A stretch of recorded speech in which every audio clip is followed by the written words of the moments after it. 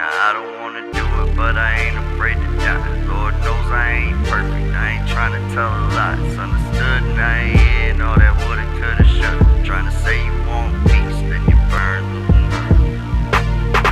It was my God's honest that I was all about a non-violent approach, but it seems truth is a non-topic.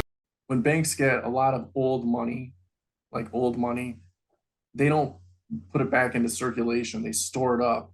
And then a certain amount, they decommission it, and they basically send it to go get burned.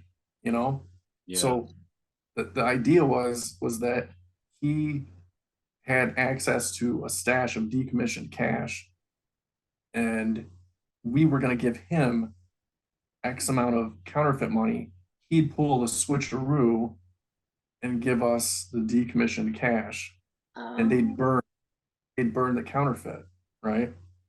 So I was like, hey, this might be a really good, right? money, you know. So I was like, let's do a test with like 50,000, okay? And but this was all his idea. My body. Dude, this is some entrapment type shit. Yeah. It's like he created the crime, and you know. Well, I think the Secret Service came up with it and told him. Oh, I'm sure. Well, yeah, that's what I mean. Sure Yeah. So he sold the idea, and I bought it. You know, it sounded. It sounds great. Shit. It sounded. That's part of it. It sounded so good. Yeah. It made sense. You know.